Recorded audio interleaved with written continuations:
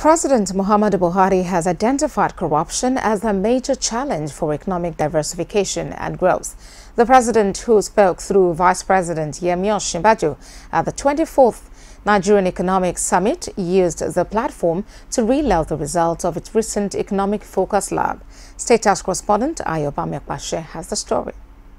The Nigerian Economic Summit Group is the nation's leading private sector think tank and policy advocacy group, committed to the development of a modern, globally competitive economy.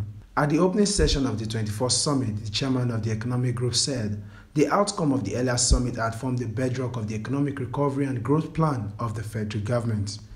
He lauded the achievement of the economic policies of the government, but lamented that several emerging negative indices showed that unemployment and poverty still persist in the land.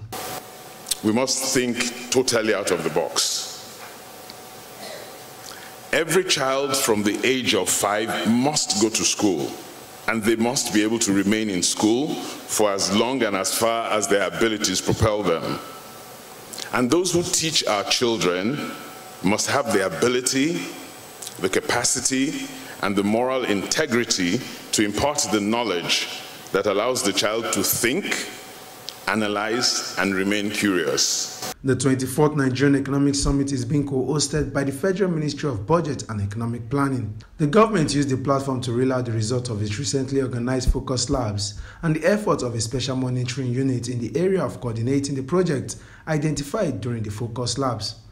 President Muhammadu Buhari was represented by Vice President OSINBAJO, identified grand corruption and inability to embark on sustainable economic diversification as the major limitation to the country's drive for competitive economic development in Nigeria.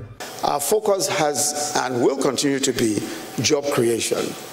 We've also decided that our focus will be on the following. 1, ensuring that at least 30% of budget is spent on capital, especially infrastructure.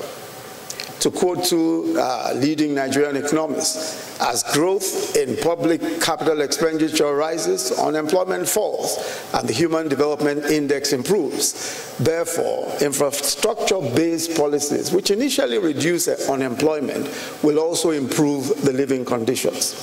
2, diversifying the economy, especially agriculture, mining, and the promotion of MSMEs. 3, strong fiscal discipline, especially zero tolerance for grand corruption.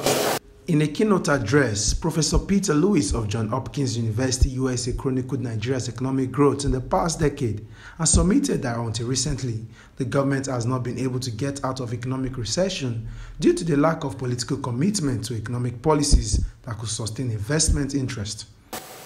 Nigeria's great potential and the country's progress over a number of years create the possibilities for a dramatic breakthrough to a more competitive and inclusive economy.